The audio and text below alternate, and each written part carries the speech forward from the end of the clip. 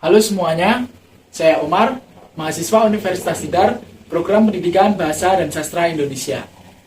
Pada kesempatan kali ini, saya akan berbagi ilmu tentang quarter life crisis, fase bimbang dan fase penentuan.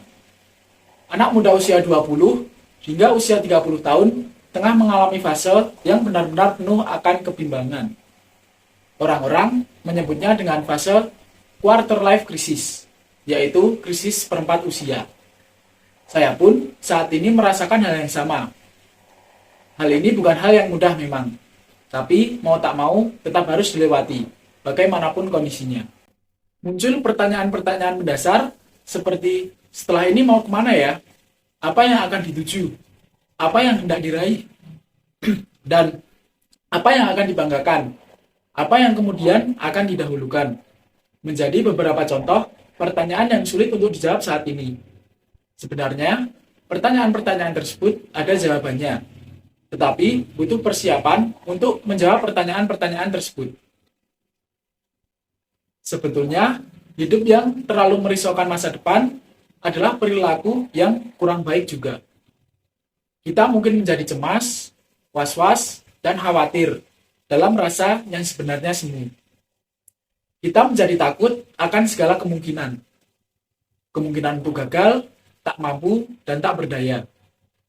Kita jadi pesimis, apalagi disandingkan dengan pencapaian teman-teman sebaya yang telah sukses, dengan kondisi diri sendiri yang belum jadi apa-apa. Rasa yang betul-betul mengganggu pikiran. Seakan tuntutan terhadap gemilangnya masa depan adalah beban yang begitu berat. Pada akhirnya, kita akan menemui sebuah titik pengulasan diri.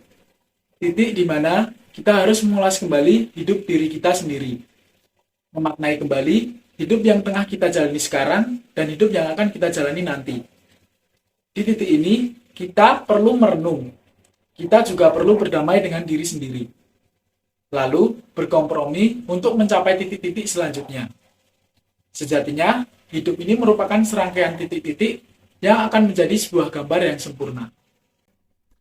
Dengan menemukan kembali tujuan utama dalam hidup, dengan sendirinya kita akan jauh lebih menikmati hidup kita sendiri, hari demi hari.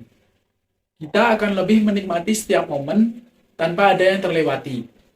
Kita akan menyelami proses demi proses yang akan mengantarkan kita ke tujuan yang kita mau. Kita akan menciptakan titik kita sendiri, melewati satu persatu rintangan yang kita hadapi. Jadi, kita tidak akan pesimis dalam memandang hidup, dan tidak akan memandang pencapaian orang lain sebagai beban moral yang mesti kita tanggung sendiri. Kita akan memandang orang lain adalah kawan seperjuangan kita yang sama-sama sedang berjuang mencapai tujuan mereka. Jadi, berhentilah untuk membandingkan diri kita sendiri, berhenti membuat tuntutan masa depan. Tetaplah melangkah dan yakinlah bahwa setiap langkah ada Tuhan yang selalu membersamai kita. Ada Tuhan yang selalu ada dan siap sedia dengan kasih-Nya menolong setiap hamba-hambanya. Tak perlu terlalu risau dan tak perlu merasa sendirian. Nikmati setiap momennya. Rasakan betul setiap keseruannya. Fase quarter life crisis ini adalah fase paling menyenangkan. Meski fase ini juga fase yang paling berat.